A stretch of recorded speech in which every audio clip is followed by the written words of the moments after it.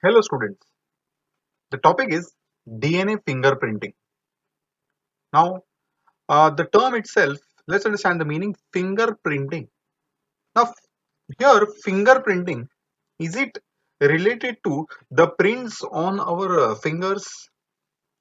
Absolutely not. The prints on our fingers are actually called as biometric fingerprints. But here what we are going to talk about is the DNA fingerprinting. Now, why it is named as fingerprinting? Because these prints on our even on our fingers are basically used to identify us. जैसे कि office में या forms पे we also put our thumb impression. So it is an identity of an individual. Similarly, there is one more identity, one more thing which is unique in each one of us body is our DNA. So DNA हम सब इंसानों में unique है. एक exception है. And that exception is monozygotic twins, identical twins. Their DNA is same, and that is why they both look same. Here, we are going to understand DNA fingerprinting, how we identify an individual by its DNA. This technique was developed by scientist Alec Jeffrey in the year 1984. So let's talk about the DNA fingerprinting, its principle, its methodology, and its applications. Now, first of all, DNA तो बहुत सारा है हमारे cell में. There are millions of base pairs in our every cell, and we cannot practically use that all the entire DNA for our fingerprinting. So very precisely, Alec Jeffrey has developed a method of using something which is entire DNA. Without using entire DNA, there are some specific DNA which is very useful. Now before that, first let's understand what is our DNA actually consist of. In our genome, what all is composed. So eukaryotic DNA genome has got many different types of DNAs. Functionally, I'm talking about. There is one DNA which is a unique DNA in each individual. One is called as spacer DNA, which is, I can say, is of no use. It's one of the very commonly found junk DNA.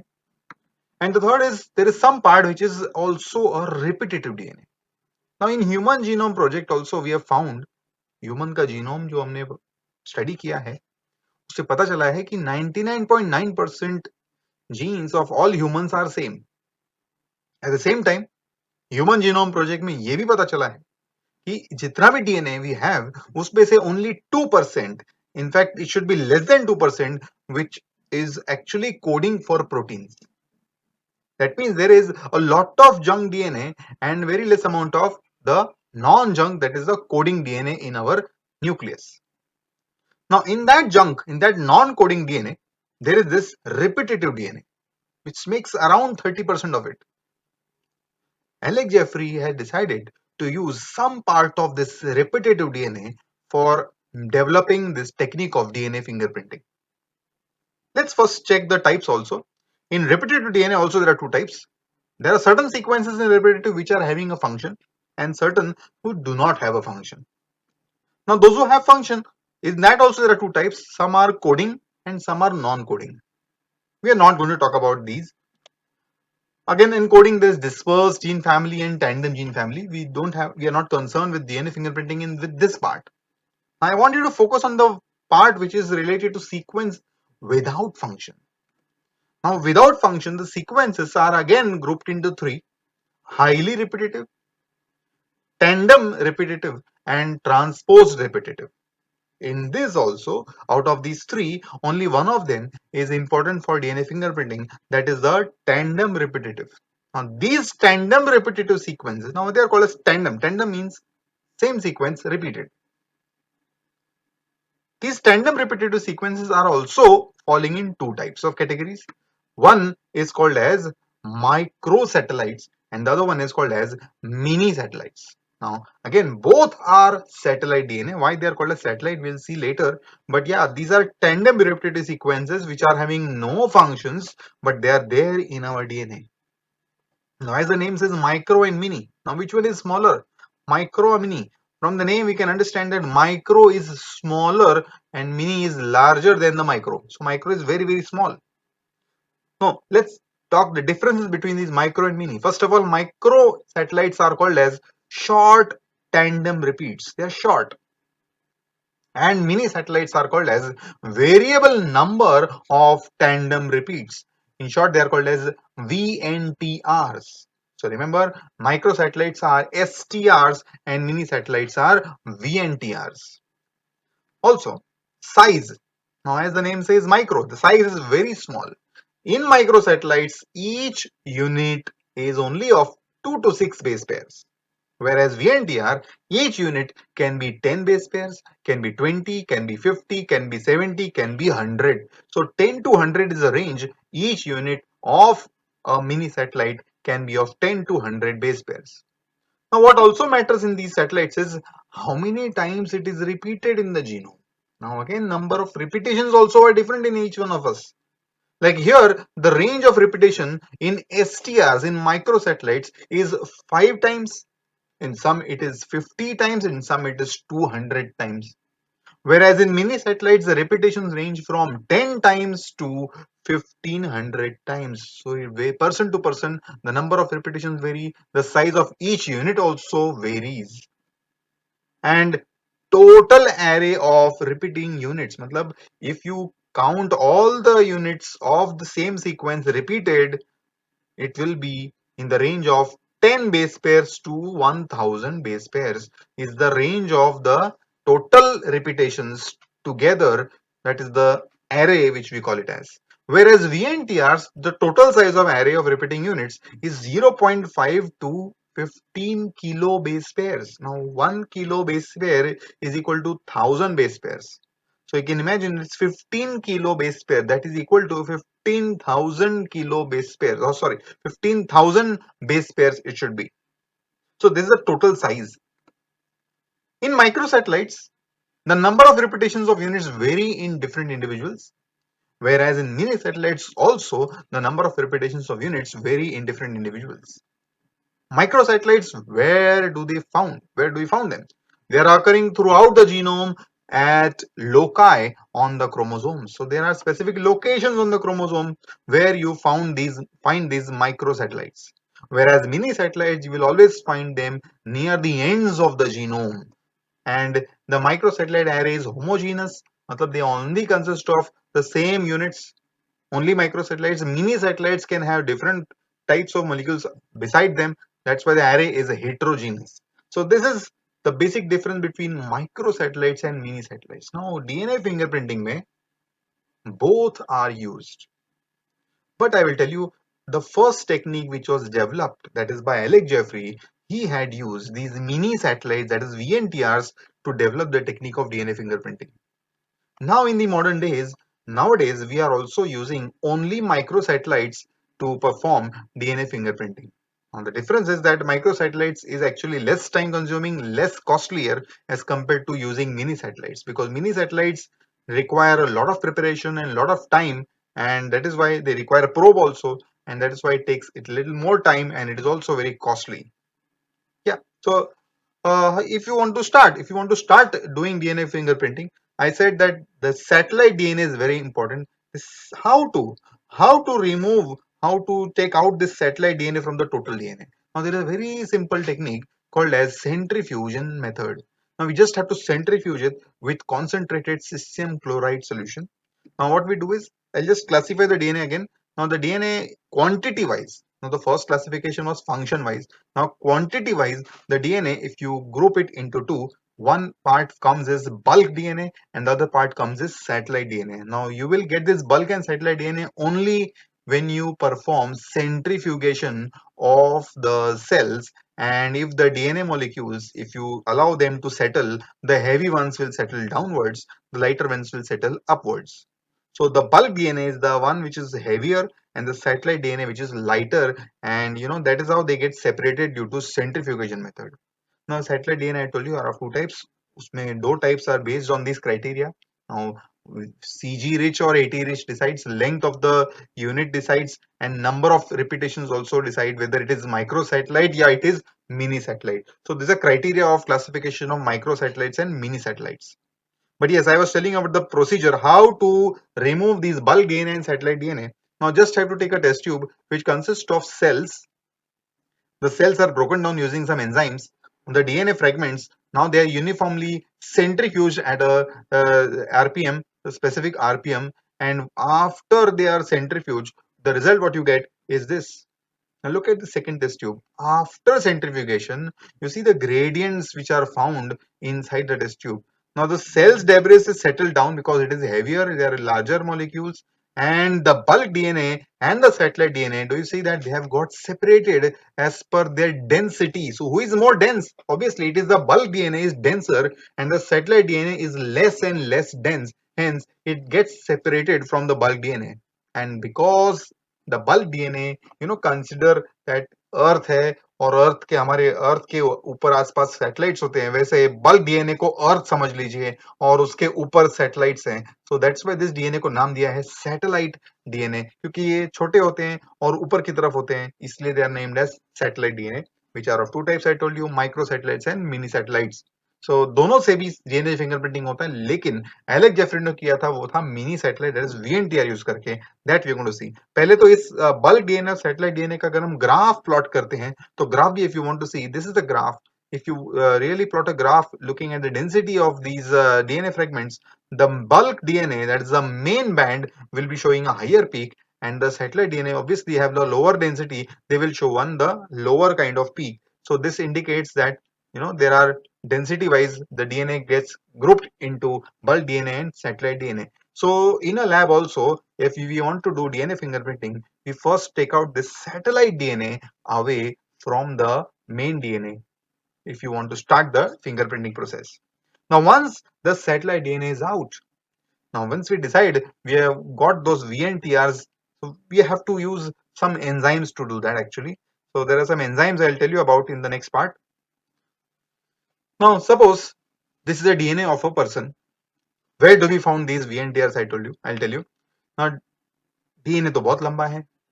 Now in the DNA, every entire DNA is not functional. There are specific regions which are doing some function. Basically, I have highlighted some regions here. They are the genes which are doing some functions. But the regions which are not having any gene there, they don't code for any protein. So the segments which are highlighted as genes, like these segments, so ये 1, ये 2, ये 3, ये जो 3 genes दिख रहे हैं आपको इस DNA के ऊपर, they are coding regions. They are code for proteins. Now between the two genes, ये जो region है, इसको हम बोलते हैं नॉन कोडिंग रीजन्स. एंड ये जो सैटेलाइट डीएनए है, इस नॉन कोडिंग रीजन में ही प्रेजेंट होते हैं. And I told you that इनके सैटेलाइट में रिपीटेशंस होते हैं. सो लाइक फॉर एग्जांपल, ये पर्सन जो है इसके इस नॉन कोडिंग रीजन में, see there are some segments I have drawn there, and if you count it, so अगर मैं इसको काउंट करता हूं तो 1 2 3 4 5 6 7 8 and 9. So 9 units are repeated here in this region. Now same person की DNA में can there be another VNTR repeated other times? Like ये वाला जो था, ये ब्लू वाला जो दिख रहा है आपको स्क्रीन पे, इसमें जो सेगमेंट है वो है CGCT सेगमेंट है, तो सीक्वेंस है. Now this sequence of CGCT is repeating 9 times. So CGCT, CGCT, CGCT, CGCT, CG, ऐसे 9 times it is repeating. Now same person में किसी और नॉन कोडिंग रीजन में can there be another sequence repeating less number of times और more number of times. Understood. तो यहाँ पर suppose दूसरा कोई सीक्वेंस है जो 4 बार रिपीट हो रहा है, ये भी वीएनटीआर से, जैसे कि AG80 AG80 AG80 AG80. तो ये वीएनटीआर भी हो सकता है या मिनी सैटेलाइट भी हो सकता है, सॉरी मैक्रो सैटेलाइट भी हो सकता है, डिपेंड्स ऑन द साइज. जैसे कि ये तो 4 न्यूक्लियोटाइड के हैं, तो ये तो एक्चुअली माइक्रो सैटेलाइट्स हो गए, शॉर्ट टैंडम रिपीट्स हो गए. But if you just have the number कि इनका यूनिट 10 से आगे होता है, सो 10 से ज्यादा लेंगे तो it will become VNTR. But फंडा सेम है, कॉन्सेप्ट इज सेम. उसके जो नॉन कोडिंग रीजन्स हैं वहां पर ये रिपीटेटिव सेगमेंट्स आर प्रेजेंट. सो ये रिपीटेटिव सेगमेंट्स का यूज होता है फिंगरप्रिंटिंग में. नाउ कैसे यूज होता है, क्या फायदा इसका, that also we will understand. Now every person has its unique repetitive sequences. हर आदमी का हर पर्सन का ये जो नंबर ऑफ रिपीटेशन है ये भी डिफरेंट है, उनके जो सीक्वेंसेस है अंदर के रिपीटेटिव सीक्वेंसेस वो भी डिफरेंट है। हाँ, ऐसा हो सकता है कि सर्टेन लोकेशन पे मेरे रिपीटेशंस और किसी और के रिपीटेशंस सेम हो सकते हैं, लेकिन एक लोकेशन के हो सकते हैं, 2 लोकेशन ऐसे, लेकिन मिलियंस ऑफ लोकेशंस हैं, हर जगह पर exactly same repetitions not possible. Only in twins it is possible, but otherwise it is not possible. देखते हैं, मैं ऐसे ही एक 3 we are going to just check compare the repetitive sequences, the VNTRs of 3 different individuals. So ये रहे 3 लोग, हम तीनों का डीएनए कंपेयर करने वाले हैं, उनके वीएनटीआर कंपेयर करने वाले हैं, हाउ दे आर डिफरेंट। जैसे कि फर्स्ट पर्सन जिसको हम नाम देंगे रेंचो, मिस्टर रेंचो का ये डीएनए है, और मिस्टर रेंचो के डीएनए के अंदर हम लोग देखेंगे कि उनके वीएनटीआर कैसे हैं। देन वी हैव मिस्टर चतुर, उनका भी डीएनए है। सो उनके भी डीएनए में आपको जीन्स दिखाई दे रहे हैं। जीन की लोकेशंस हर इंसान में सेम होती है, लाइक आई कलर का जीन वहां लोकेशन में, तो यहाँ भी वही होगा। So gene locations don't change, but the junks can vary. And this is mister Raju who is also going to have show his DNA. ये मिस्टर राजू का डीएनए है, उनका भी जीन लोकेशन सेम है। So alleles might be different, genes तो वही होती है। आई कलर वो का जीन तो होता ही है, बट उसमें अलील डिफरेंट है, किसी का ब्राउन आई कलर है, किसी का ब्लैक आई कलर है, तो ऑल्सो ऑन। बट या नाउ लेट्स अंडरस्टैंड ये वीएनटीआरस कैसे सबके अलग अलग है। तो मिस्टर रेंचो, ये रहे इनके वीएनटीआरस। एज यू कैन सी, उनका एक लोकेशन पे जो वीएनटीआर है, it is getting repeated 1 2 3 4 5 6 7 8 9 times it is repeated, and at the other location the VNTR is another one which is repeated 4 times. Now mister चतुर के पास भी रिपीटेशंस है, लेकिन उनके सेम लोकेशन पे जो रिपीटेशंस है वो ओनली 3 टाइम्स है, 9 टाइम्स नहीं है। और उनका जो ग्रीन जो दूसरे वीएनटीआर दिख रहे हैं आपको, they are repeated 7 times here, alright, and mister Rancho के 4 टाइम्स थे, so 4। And similarly mister Raju, इनके भी रिपीटेटिव सीक्वेंस देख रहे हो आप। सो सबके वीएनटीआरस में don't you think the number of repetitions are different, sequence भी डिफरेंट होंगे इनके अंदर के। तो यहाँ पर नंबर ऑफ ना देख सकते हैं आप, मिस्टर चतुर और मिस्टर राजू, ये जो चतुर है और ये राजू है, उन दोनों के जो वीएनटीआरस हैं उनका नंबर आपको सेम भी हो सकता है। मैंने कहा था ना कि कोई भी एक लोकेशन पे सेम हो सकता है, लेकिन हर लोकेशन पे सेम नहीं होगा। तो देखते हैं कि ये क्या करेंगे। How do we identify these 3 individuals by their DNA? उनके डीएनए से हम इनको कैसे पहचानेंगे। तो सपोज इनका कोई क्राइम सीन पे, सपोज एक क्राइम हुआ है, किसी का मर्डर हुआ है, या सो वहां पर जो खूनी है या जो क्रिमिनल है, उसका गलती से एक हेयर फॉलिकल या फिर ब्लड का ड्रॉप या तो कुछ उसका टिश्यू वहां पर रह गया है, या कुछ तो एक्सीडेंट हो गया होगा, वहां पर लग गया होगा उसको, तो उसका खून का एक ड्रॉप भी गिर गया, तो भी हम उनको डीएनए से पहचान सकते हैं। तो अब तीनों में से किसका क्राइम सीन पे ब्लड का ड्रॉप है, वो किसका है, उसके डीएनए से हम उसको पहचानेंगे। लेट अस अंडरस्टैंड कैसे उसका प्रिंसिपल है। पहले तो प्रिंसिपल अंडरस्टैंड करते हैं। एज आई सेड कि यहाँ 9 रिपीटेशन है मिस्टर एंचो के, और दूसरे लोकेशन 4 है। मिस्टर चतुर के 3 और 7 रिपीटेशन है, और मिस्टर राजू के 5 और 7 रिपीटेशन है। सो अलग अलग है। हाँ, इनको कंपेयर करेंगे हम लोग, but to compare we will have to get rid of the DNA other than the repetitive sequences. तो हम रिपीटेटिव सीक्वेंसेस को छोड़ के बाकी के डीएनए को निकाल देंगे ना। उसके लिए भी रिक्वायर सम स्पेशल एंजाइम्स ना। ये डीएनए को काटना है, यहाँ से रिपीटेटिव सेगमेंट्स को यहीं पे छोड़ना है, तो बाकी चीजों को काटना है, तो we require a special enzyme. इनका नाम याद रखना, रेस्ट्रिक्शन एंडोन्यूक्लियेज। ये एंजाइम ऐसे हैं which can cut the DNA at specific locations. So restriction endonuclease, we will study about restriction endonuclease in the chapter named biotechnology also. ठीक है। So here I told you that only VNTR से कैसे पहचानते हैं। So हमको पहले तो ये बाकी का डीएनए निकालना पड़ेगा। So let's remove the remaining DNA of the 3 people, and अब से हम लोग VNTR से पहचानेंगे कि किसका डीएनए कौन सा है। So हम लोग पहले इन सभी के डीएनए को एक साथ मिक्स करते हैं। जैसे कि ये जो मिस्टर रेंचो है, उनका डीएनए हम लोग एक साथ मिक्स करेंगे, वाइल में उसको मल्टीप्लाई करेंगे, पीसीआर मेथड से उसको रेप्लिकेट भी कर सकते हैं। अगर क्वांटिटी कम है क्रिमिनल सीन क्राइम सीन पे, अगर हमको डीएनए बहुत कम मिला है क्रिमिनल का, तो there is a special technique of copying DNA. जैसे जेरोक्स मशीन होती है, वैसे एक और मशीन आती है जिसमें डीएनए कॉपी होता है। It is called as PCR machine, that is polymerase chain reaction. तो यहाँ पर भी हम उसके मल्टीपल कॉपीज बना के रखते हैं। मिस्टर चतुर के भी हमने ऐसे ही किया, और मिस्टर राजू उनके भी हमने सारे VNTRs को एक साथ ग्रुप कर लिया है। अब there is a special gel we will have to take. एक स्पेशल जेल है और हम उसके साथ एक स्पेशल प्रोसीजर करने वाले हैं जिसका नाम है इलेक्ट्रोफोरेसिस। ना ये डीएनए जो है, DNA is actually negatively charged, ठीक है, and gel is called as agarose gel. Agarose gel की खासियत यह है कि उसके अंदर ना बहुत ही छोटे छोटे साइज के पोर्स होते हैं। Now and what happens is, ये जो फ्रेगमेंट्स है डीएनए के आपके सामने स्क्रीन पे जो तीनों के फ्रेगमेंट्स है, ये हम अगर जेल के अंदर डालेंगे तो वो जो फ्रेगमेंट्स है वो जेल के पोर्स में से धीरे धीरे आगे बढ़ते हैं। अब आप पूछोगे क्यों आगे बढ़ते हैं? बिकॉज डीएनए नेगेटिवली चार्ज है। जेल को हम जिस डायरेक्शन में डीएनए जा रहा है वहां पर हम पॉजिटिव चार्ज देंगे तो अपने आप डीएनए उस पॉजिटिव चार्ज की तरफ मूव होते जाएगा, right? It's very important. So what is going to happen is, जो सबसे ज्यादा आगे कौन जाएगा, छोटे फ्रेगमेंट ज्यादा जल्दी आगे जाएंगे या लंबे फ्रेगमेंट जल्दी जागे आगे जाएंगे? So that we have to understand. So obviously pores तो सारे एक ही साइज के होते हैं जेल के अंदर, लेकिन तो जो छोटे फ्रेगमेंट्स हैं ऑब्वियसली वो सबसे पहले आगे जाएंगे। देख सकते हो कि जैसे कि मैंने ऊपर नेगेटिव चार्ज दिया है, नीचे पॉजिटिव चार्ज दिया है, because DNA is negatively charge, वो नेगेटिव से पॉजिटिव की तरफ मूव करेगा। सो अगर हम करंट ऑन करते हैं, जेल में हम लोग इन फ्रेगमेंट्स को डालते हैं, तो देखिए सबसे आगे पहले कौन गया? जो सबसे छोटा है वो पहले चला गया, दैट इज 3 रिपीटेशन वाला सबसे छोटा होगा। उसके पीछे 4 रिपीटेशंस, उसके पीछे 5 रिपीटेशन वाला गया।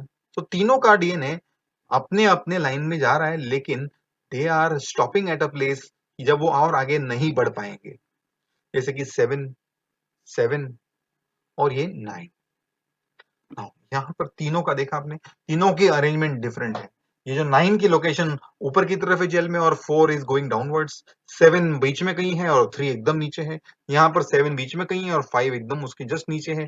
सो this is how the fragments get separated by their size inside the gel. So this is, I am explaining you the principle only. ना ये तो सिर्फ रिपीटेशन जो है, ये तो बहुत कम लिया है मैंने, बट एक्चुअल में there are so many type, so many repetitions जो हम लोग इस जेल में डालते हैं। सो सेम अगर हम जेल में डालने के बाद, जैसे कि यहाँ पर एक 4 लोगों के सैंपल हैं। एक तो ये है जो हमें क्राइम सीन पे मिला है, जो ब्लड का ड्रॉप है, this we have found at the crime scene. इसके डीएनए का भी हम लोग ने वीएनटीआर निकाले हैं, उसको भी हम जेल में डाल रहे हैं। मिस्टर राजू के डीएनए को भी जेल में डाल रहे हैं, मिस्टर चतुर के भी डीएनए को जेल में डाल रहे हैं, और मिस्टर रांचो के भी डीएनए को जेल में डाल रहे हैं। और सारे जेल में डालने के बाद ये फ्रेगमेंट्स अपने अपने साइज के हिसाब से आगे बढ़ेंगे, और जो सबसे छोटे फ्रेगमेंट्स, ये रही जेल, अगारोस जेल, और जो सबसे छोटे फ्रेगमेंट्स है, they will now see in the on the screen also, the smaller fragments have started moving faster and the larger fragments have moved very slow, and इसीलिए जिसके ज्यादा छोटे फ्रेगमेंट्स है वो एकदम आगे जा रहे हैं, जिसके कम है वो पीछे रहते हैं। Like that DNA got separated.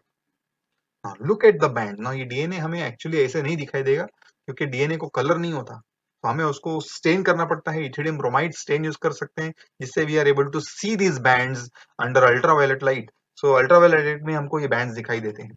Now bands को देखकर आपको क्या लगता है? डोंट यू थिंक ये जो रेड कलर का ड्रॉप है, इसमें जो डीएनए का वीएनटीआर का अरेंजमेंट हुआ है, it is similar to mister Rancho और मिस्टर चतुर या मिस्टर राजू। सो आप देख सकते हो कि किसके साथ वो बैंड्स मैच कर रहे हैं, तो वो ब्लड का ड्रॉप उसी मिस्टर चतुर का होगा। यस और नो? यस। तो मिस्टर चतुर के बैंड्स और डीएनए सैंपल जो क्राइम सीन पे मिला है वो मैच करता है। दैट मीन्स मिस्टर चतुर उस मर्डर की जगह पर क्राइम सीन पे मौजूद थे। अब पता नहीं उन्होंने वहां पर मर्डर किया कि नहीं, हो सकता है किसी ने उनका ब्लड जानबूझ के वहां गिराया होगा, वो तो देखने के बाद, पुलिस तहकीकात करने के बाद ही साबित होगा। लेकिन डीएनए रिपोर्ट के हिसाब से जो सैंपल वहां मिला था वो मिस्टर चतुर का है, ये साबित हो जाता है। सो डोंट यू थिंक कि ब्लड के ड्रॉप से हम किसी भी पर्सन का आइडेंटिटी पता कर सकते हैं कि वो डीएनए किसका है? Right, so this is the principle only. I have not explained you the actual method of process of doing this. So let's understand the procedure of DNA fingerprinting. So सबसे पहला स्टेप है, जैसे कि suppose crime scene पे एक cell मिला है ना, ये आपके सामने एक सेल है, उसके अंदर न्यूक्लियस है एंड जो डीएनए है वो ऑब्वियसली न्यूक्लियस के अंदर है। अब हमें इस न्यूक्लियस के अंदर जो डीएनए है उसको बाहर निकालना है। स्टेप का नाम है आइसोलेशन। आइसोलेशन मतलब अलग से निकालना, उसको बाहर निकालना। अब डीएनए को बाहर नहीं निकालते हम लोग, actually we actually dissolve the entire cell. हम डीएनए को छोड़ के सब कुछ डिसॉल्व कर देते हैं, ब्रेक डाउन कर देते हैं बाय यूजिंग स्पेशल एंजाइम्स। जैसे कि सेल वॉल अगर डिसॉल्व करनी है तो we use an enzyme called as cellulase, because the cell wall is made up of cellulose. So cellulose को ब्रेक करता है सेल्यूलेज। सेल की जो प्रोटीन्स है उसको ब्रेक करना है तो एंजाइम्स लगते हैं proteases which break the proteins in the cells. Like that, जैसा मॉलिक्यूल होगा उसको ब्रेक करने के लिए वैसा एंजाइम हम डालेंगे, लेकिन एक ही चीज नहीं ब्रेक डाउन होनी चाहिए, वो है डीएनए। हमें डीएनए को सिर्फ आइसोलेट करना है। हाँ, सपोज समझ लीजिए कि हमने डीएनए को आइसोलेट कर लिया। अब जो डीएनए है उसको हमें क्या करना है, सेकेंड स्टेप में देखो, digestion of DNA by restriction endonuclease. Now ये एंजाइम का नाम कभी नहीं भूलना। ये एंजाइम मैंने पहले भी बताया आपको, restriction endonucleases are the special group of enzyme used to cut the DNA at precise specific locations. So वो जो डीएनए है उसको हमें डाइजेस्ट करना है। तो देखते हैं क्या करना है। ये जो रेस्ट्रिक्शन एंडोन्यूक्लियस है उनको हम प्यार से बोलते हैं molecular scissors. So they are commonly called as molecular scissors. हम उनके डीएनए को अगर ब्रेक करेंगे इन एंजाइम से तो डीएनए स्पेसिफिक लोकेशंस के पॉइंट से will get separated into many many fragments. उसके बहुत सारे छोटे छोटे फ्रेगमेंट बन जाएंगे। नाउ ये जो फ्रेगमेंट्स है तो वन कॉपी है, तो इसके हमें मल्टीपल कॉपीज बनाने पड़ेंगे। So we what we do is, bacteria में इस जीन को कॉपी करवाते हैं। अब बैक्टीरिया में अगर जीन को डालना है तो हमें उसके लिए बैक्टीरिया का एक डीएनए लगेगा जिसके अंदर हम ये जीन को मर्ज करेंगे। हम उसको बोलते हैं वेक्टर। सो वेक्टर में डाल के हम उसको कॉपीज करते हैं।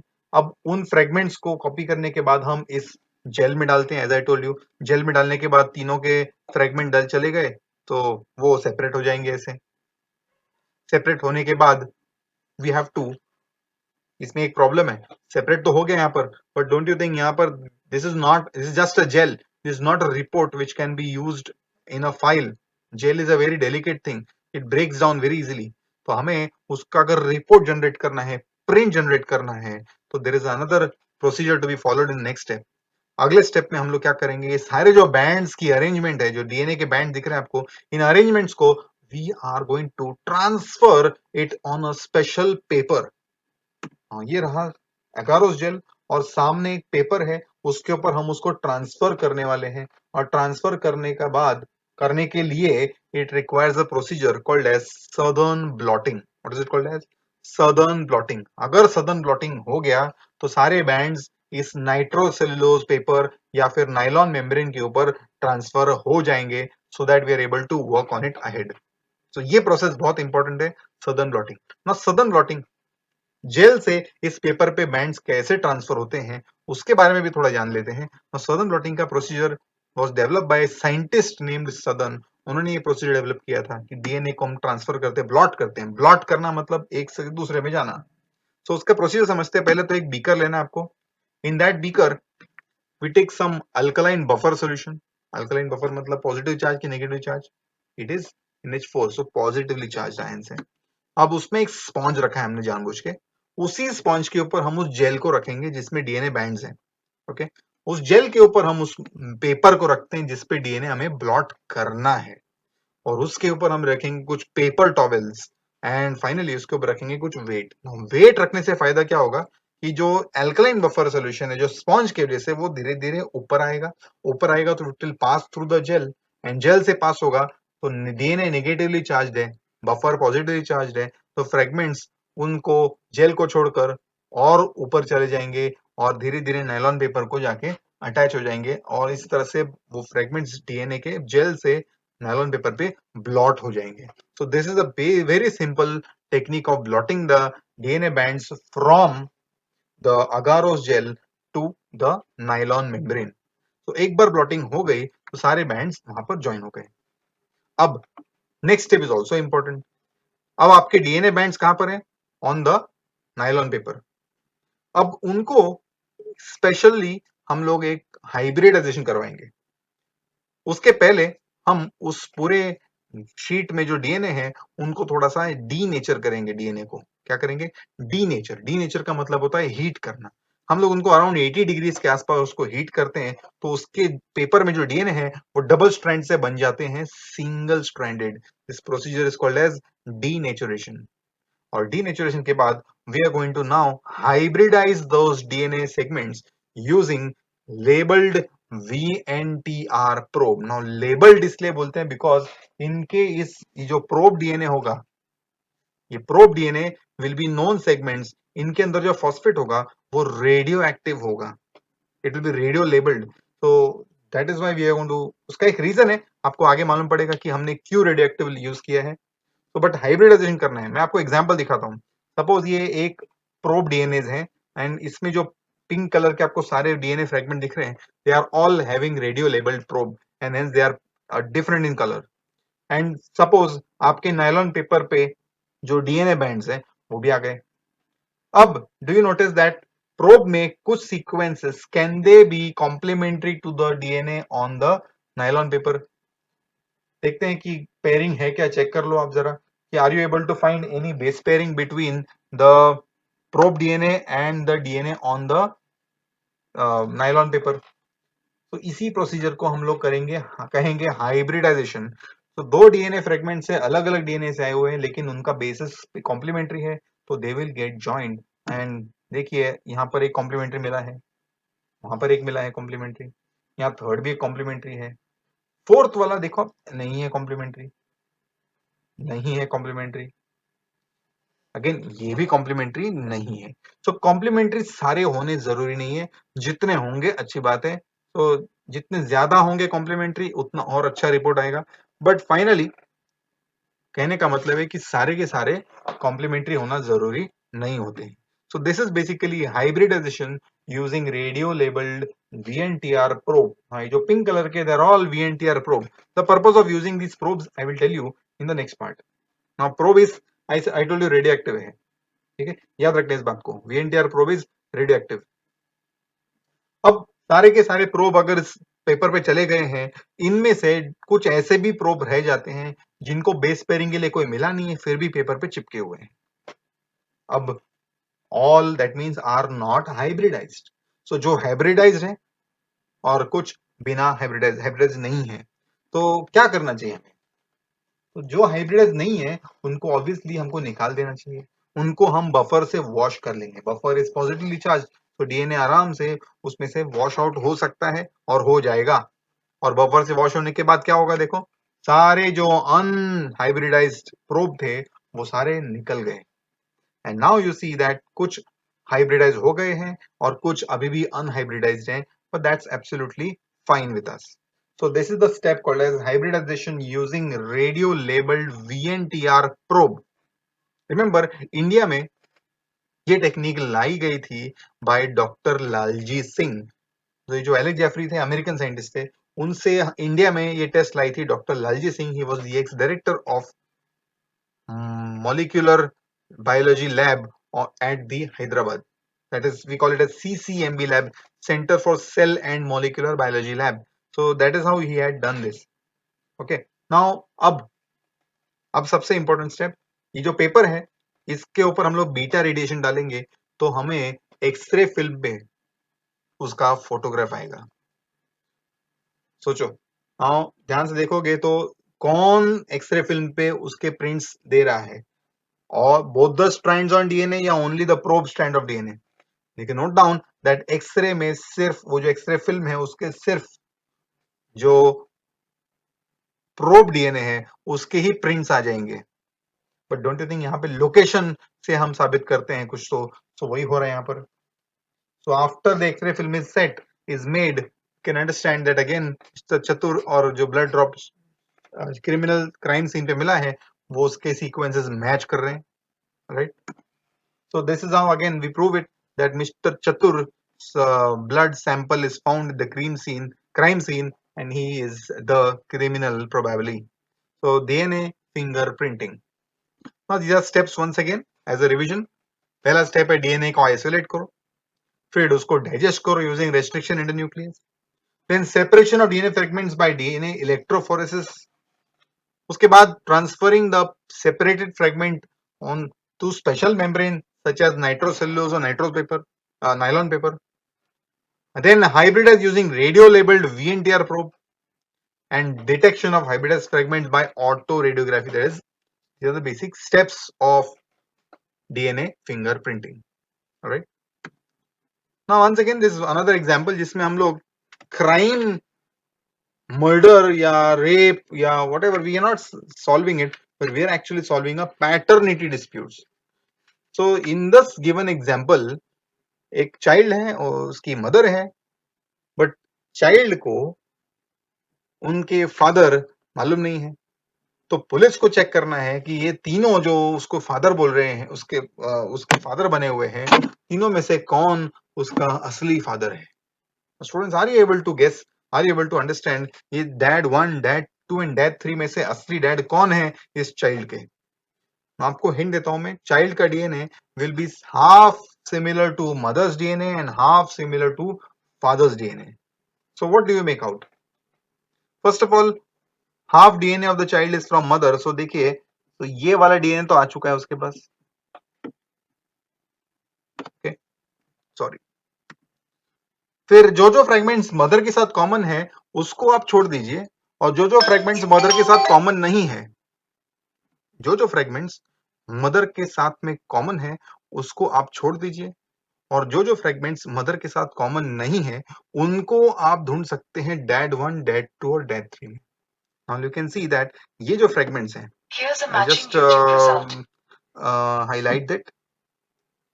So ये फ्रेगमेंट देखो 1 and 2, these two fragments are exactly matching to this dad number 3 यहाँ पर.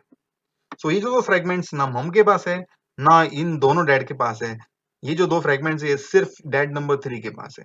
So तीनों मदर और ये फादर और ये चाइल्ड, आप मदर और फादर के अगर आप डीएनए फिंगरप्रिंट्स को मर्ज करोगे तो उसमें से आपको चाइल्ड का डीएनए मिलेगा. So dad 1 and dad 2 are, शायद ये लोग झूठ बोल रहे हैं, ये लोग इस चाइल्ड के फादर नहीं है. So dad 3 is the, so ऐसे डिस्प्यूट्स हो सकते हैं. So they are also solved very easily using DNA fingerprinting. So it is a very very well accepted evidence even in the courts of law. और applications भी हैं, जैसे कि आई told you DNA कहाँ कहाँ यूज हो सकता है, जैसे कि criminal identification, paternity testing, just now I told you, mass disaster victim identification. Imagine एक बहुत बड़ा डिजास्टर हुआ है, एक बहुत बड़ा प्लेन क्रैश हुआ है और सारी बॉडी जली हुई है. तो हाउ डू वी आइडेंटिफाई कौन सी बॉडी किस पर्सन की है? चेहरे से तो नहीं समझ में आ रहा है, बट एक चीज से जरूर समझ में आ जाएगा कि उस पर्सन के जो पेरेंट्स होंगे, हम उन पेरेंट्स को बुलाकर उनका डीएनए सैंपल और बॉडी का डीएनए सैंपल हम लोग मैच कर पाएंगे, और विक्टिम्स जो हैं उनकी बॉडीज उनके रिलेटिव्स को हम लोग सबमिट कर सकते हैं, दे सकते हैं. तो ये एक बहुत बड़ा एडवांटेज हो जाता है. जैसे इंडिया में भी कुछ सालों पहले बैंगलोर में प्लेन क्रैश हुआ था, तब भी यही मेथड यूज की गई थी by the CCMB lab of Hyderabad. तो फॉरेंसिक लैब है वहां पर, यहाँ पे यूज होता. Then immigration and inheritance dispute. तो यू नो, जैसे कि बहुत सारे डेवलप कंट्रीज में उनके पास डेटाबेस होता है, हर एक का डीएनए फिंगरप्रिंट उनके डेटाबेस में मौजूद होता है, कि कोई भी पर्सन उनके वो बायोमेट्रिक से पहचान लेते हैं या उनके डीएनए से पहचान लेते हैं कि ये किस कौन से पर्सन का डीएनए है. So they are able to very easily identify. So immigration issues भी सॉल्व हो जाते हैं, इनहेरिटेंस डिस्प्यूट भी सॉल्व हो जाता है. तो और ancestry and racial identification also is very easily done using this DNA fingerprinting technique. So that's all with the DNA fingerprinting.